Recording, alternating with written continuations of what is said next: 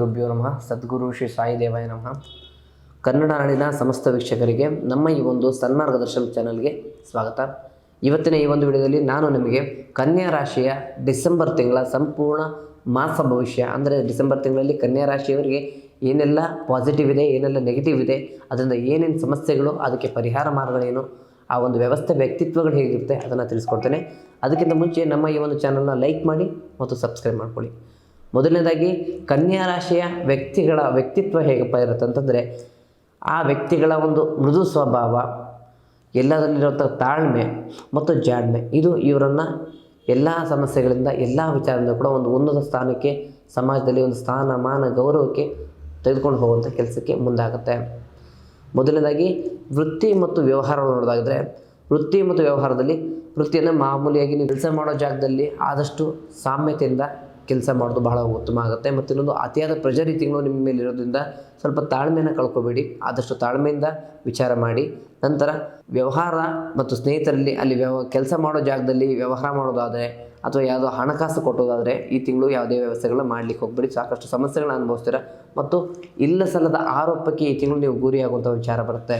ಮಾಡಿದಿರೋ ತಪ್ಪಿಗೆ, ಮಾಡಿದಿರೋ ವಿಚಾರಕ್ಕೆ ನಿಮ್ಮನ್ನು ಗುರಿ ಹಾಕುವಂಥ ವಿಚಾರ ನಿಮ್ಮ ಮೇಲಾಧಿಕಾರಿಗಳಿಂದ ಅಥವಾ ನೀವು ಕೆಲಸ ಮಾಡೋ ಜಾಗದಲ್ಲಿ ನಿಮ್ಮ ಸ್ನೇಹಿತರ ಬಳಗದಿಂದ ನಿಮ್ಮ ಜೊತೆಗೆ ಇದ್ದುಕೊಂಡು ನಿಮ್ಮ ಒಂದು ಅಲ್ಲದ ತಪ್ಪಿಗೆ ನಿಮ್ಮನ್ನು ಗುರಿ ಮಾಡುವಂಥ ವಿಚಾರಗಳು ಈ ತಿಂಗಳಲ್ಲಾಗುತ್ತೆ. ಸ್ವಲ್ಪ ಎಚ್ಚರಿಕೆಯಿಂದ ಇರೋದು ಒಳ್ಳೆಯದಾಗುತ್ತೆ. ಅದ ನಂತರ ವ್ಯವಹಾರ ವಿಚಾರ ನೋಡಬೇಕು ಅಂತಂದರೆ, ವ್ಯವಹಾರ ಯಾವ ರೀತಿಯಲ್ಲಪ್ಪ ಅಂತಂದರೆ, ನೀವು ಬಿಸ್ನೆಸ್ ಮಾಡೋದಾಗ್ಬೋದು ಅಥವಾ ಬೇರೆಯವ್ರಿಗೆ ಬಿಸ್ನೆಸ್ಸಲ್ಲಿ ಫಂಡಿಂಗ್ ಮಾಡೋದಾಗ್ಬೋದು. ಇದನ್ನು ಮಾಡೋದಾದರೆ ಈ ತಿಂಗಳು ಬಿಸ್ನೆಸ್ಸಲ್ಲಿ ಎಸ್ಟಾಬ್ಲಿಷ್ ಮಾಡಬೇಕು ಅಥವಾ ಬಿಸ್ನೆಸ್ಸನ್ನು ಎಕ್ಸ್ಪೆಂಡ್ ಮಾಡಬೇಕು ಅಂತ ಅಂದ್ಕೊಂಡಿದ್ರೆ ಯಾವುದೇ ಕಾರಣಕ್ಕೂ ಮಾಡಲಿಕ್ಕೆ ಹೋಗ್ಬಿಡಿ, ಸಾಕಷ್ಟು ಸಮಸ್ಯೆಗಳಿದೆ. ಹಾಗಾಗಿ ಈ ತಿಂಗಳಲ್ಲಿ ವ್ಯವಹಾರದಲ್ಲಿ ಏನೇ ಬದಲಾವಣೆ ಮಾಡಬೇಕು ಅಂದ್ಕೊಂಡಿದ್ರು ಕೂಡ ಒಂದು ತಿಂಗಳು ಪೋಸ್ಟ್ಪೋನ್ ಮಾಡೋದು ಬಹಳ ಒಳ್ಳೆಯದಾಗುತ್ತೆ. ಹೊಸ ವರ್ಷದಿಂದ ನೀವು ಯಾವುದೇ ಕೆಲಸ ಮಾಡಲಿಕ್ಕೂ ಕೂಡ ಸಮಸ್ಯೆ ಇರೋದಿಲ್ಲ. ಈ ತಿಂಗಳು ಆದಷ್ಟು ನಿಮಗೆ ಸಮಸ್ಯೆ ಅಂತಲೇ ಹೇಳಿಕ್ಕೆ ಬಯಸ್ತೇನೆ.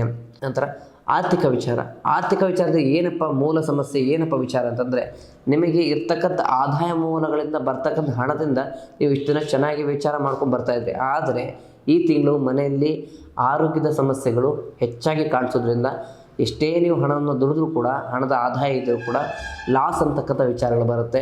ಅತಿಯಾದ ವ್ಯಯಗಳಾಗುತ್ತೆ, ಇಲ್ಲ ಸಲ್ಲದ ಖರ್ಚುಗಳು ತುಂಬ ಬರುತ್ತೆ, ಇಲ್ಲ ಸಲ್ಲದ ವಿಚಾರಕ್ಕೆ ನೀವು ಖರ್ಚುಗಳನ್ನ ಮಾಡ್ತಾ ಇರ್ತೀರ. ಹಾಗಾಗಿ ಈ ತಿಂಗಳು ಆದಷ್ಟು ಆರ್ಥಿಕ ವಿಚಾರದಲ್ಲಿ ಎಚ್ಚರಿಕೆಯಿಂದ ನೋಡ್ಕೊಂಡು ಖರ್ಚು ಮಾಡಿ, ನೋಡ್ಕೊಂಡು ವಿಚಾರ ಮಾಡಿ, ಕುಟುಂಬದವರ ಒಂದು ವ್ಯವಸ್ಥೆಯಲ್ಲಿ ಸ್ವಲ್ಪ ಕಾಳಜಿಯನ್ನು ಕೊಡೋದು ತುಂಬ ಒಳ್ಳೆಯದಾಗುತ್ತೆ. ನಂತರ ಪ್ರೀತಿ ಮತ್ತು ಕುಟುಂಬದ ವಿಚಾರದಲ್ಲಿ ಮನೆಯಲ್ಲಿ ಇರ್ತಕ್ಕಂಥ ಹೆಣ್ಣು ಮಕ್ಕಳಿಗೆ ನೀವು ಅತಿಯಾದ ಪ್ರಿಯಕರಾಗಿರ್ತೀರ, ಅತಿಯಾದ ಒಂದು ವಿಶ್ವಾಸ ವ್ಯಕ್ತಿ ಆಗಿರ್ತೀರ. ಯಾವ ರೀತಿ ಅಂತಂದರೆ, ನಿಮ್ಮ ಮಡದಿ ಆಗ್ಬೋದು, ತಂಗಿಗಾಗ್ಬೋದು, ಅಕ್ಕ ಆಗ್ಬೋದು, ಅಮ್ಮ ಆಗ್ಬೋದು, ಇವ್ರಿಗೇನಾಗ್ತೀರ ಅತ್ಯಂತ ಪ್ರಿಯವಾದ ವ್ಯಕ್ತಿ, ವಿಶ್ವಾಸ ವ್ಯಕ್ತಿ ನೀವುಗಳಾಗಿರ್ತೀರ. ನಿಮ್ಮ ಒಂದು ಮಾತು, ನಿಮ್ಮ ಮಾರ್ಗದರ್ಶನ ಅವ್ರಿಗೆ ಅತಿ ಮುಖ್ಯವಾಗಿರುತ್ತೆ. ಅವ್ರದ್ದು ಇರ್ತಕ್ಕಂಥ ಒಡನಾಟವನ್ನು ಈ ತಿಂಗಳು ಇನ್ನಷ್ಟು ಬಿಗಿ ಮಾಡ್ಕೋತೀರ ಅಂತ ಹೇಳಿ ಬಯಸ್ತೇನೆ. ಕುಟುಂಬದಲ್ಲಿ ಇರ್ತಕ್ಕಂಥ ಮೂಲ ಸಮಸ್ಯೆಗಳು ಏನಪ್ಪ ಅಂತಂದರೆ, ಇರ್ತಕ್ಕಂಥ ಒಡನಾಟ ಒಡೆದೋಗುವಂಥ ಸಂಭವ ಈ ತಿಂಗಳು ಸ್ವಲ್ಪ ಬರ್ತಕ್ಕಂಥ ವಿಚಾರ ಇದೆ. ಹೆಚ್ಚಾಗಿ ಮೂರನೇ ವ್ಯಕ್ತಿಗಳ ಮಾತಿನಿಂದ ಮನೆಯಲ್ಲಿ ಸಮಸ್ಯೆಗಳು, ಕಿರಿಕಿರಿಗಳು ಆಗಲಿಕ್ಕೆ ಸಂಭವ ಇದೆ. ಹಾಗಾಗಿ ಮೂರನೇ ವ್ಯಕ್ತಿಗಳನ್ನು ಆದಷ್ಟು ಮನೆಯಲ್ಲಿ ಬಿಟ್ಕೊಳ್ದೇ ಇರೋದು ಒಳ್ಳೆಯದಾಗುತ್ತೆ. ನಂತರ ಆರೋಗ್ಯದ ವಿಚಾರ ಏನಪ್ಪ ಅಂತಂದರೆ, ಮನೆಯಲ್ಲಿ ಇರ್ತಕ್ಕಂತಹ ಮೂಲ ವ್ಯಕ್ತಿ, ಅಂದರೆ ಮನೆಯಲ್ಲಿ ನಿಮ್ಮ ತಂದೆನೋ, ನಿಮ್ಮ ತಾತನೋ, ನಿಮ್ಮ ಅಜ್ಜಿನೋ, ನಿಮ್ಮ ಅಜ್ಜನೋ ಯಾರೋ ಇದ್ದರೆ ಅವ್ರಿಗೇನಾಗುತ್ತೆ ಅಂತಂದರೆ, ಸ್ವಲ್ಪ ಆರೋಗ್ಯದಲ್ಲಿ ಸಮಸ್ಯೆಗಳು ಮೂಲವಾಗಿ ಎಡಭಾಗದಲ್ಲಿ ಅಂತಂದರೆ ಹೃದಯ ಸಂಬಂಧಿ ವಿಚಾರ ಆಗ್ಬೋದು, ಉಸಿರಾಟ ತೊಂದರೆ ಆಗ್ಬೋದು, ಎಡಭಾಗದ ಸ್ನಾಯು ಸೆಳೆತ ಆಗ್ಬೋದು, ಇದು ಸ್ವಲ್ಪ ಆಗಲಿಕ್ಕಿದೆ. ಅತಿಯಾದ ಒಂದು ಸಮಸ್ಯೆಗಳು, ಅತಿಯಾದ ಸ್ಟ್ರೆಸ್ಸಿಂದ ಒಂದು ವಿಚಾರ ಅವರಲ್ಲಿ ಕಾಣಸಿಗುತ್ತೆ. ಹೆಚ್ಚಾಗಿ ನೀವು ನೋಡಿಕೊಂಡು ಅವ್ರನ್ನ ಅತಿಯಾದ ಕೇರ್ ಮಾಡೋದಾಗ್ಬೋದು ಈ ತಿಂಗಳು ಮಾಡಲೇಬೇಕಾಗತ್ತೆ. ಯಾಕಂದರೆ ಅವರ ಆರೋಗ್ಯದಲ್ಲಿ ಆಗ್ತಕ್ಕಂಥ ಮೇಜರ್ ಬದಲಾವಣೆಗಳು ಈ ತಿಂಗಳಲ್ಲಿ ನೀವು ನೋಡಲಿಕ್ಕೆ ಸಿಗುತ್ತೆ. ಹಾಗಾಗಿ ಒಂದು ವ್ಯಾಯಾಮ ಆಗ್ಬೋದು, ಯೋಗಾಸನಗಳಾಗ್ಬೋದು, ಟ್ರೀಟ್ಮೆಂಟ್ಗಳನ್ನ ಕರೆಕ್ಟಾಗಿ ಕೊಡೋದಾಗ್ಬೋದು, ಸ್ವಲ್ಪ ನೀವು ಅದ್ರ ಬಗ್ಗೆ ಗಮನ ಕೊಟ್ಟು ನಿಮ್ಮದು ಯಾವುದೇ ಕೆಲಸ ಇದ್ದರೂ ಕೂಡ ಮನೆಯಲ್ಲಿರ್ತಕ್ಕಂಥ ಹಿರಿಯರ ಆರೋಗ್ಯದ ಕಡೆ ಸ್ವಲ್ಪ ಗಮನ ಕೊಟ್ಟು ನೀವು ವಿಚಾರ ಮಾಡೋದ್ರಿಂದ ನಿಮ್ಮ ಒಂದು ಸಣ್ಣ ವ್ಯವಸ್ಥೆ, ಒಂದು ದೊಡ್ಡ ಸಮಸ್ಯೆಯಿಂದ ಪಾರಾಗಲಿಕ್ಕೆ ಇದೊಂದು ಮೂಲ ಮಾರ್ಗದ ವ್ಯವಸ್ಥೆ ಆಗುತ್ತೆ.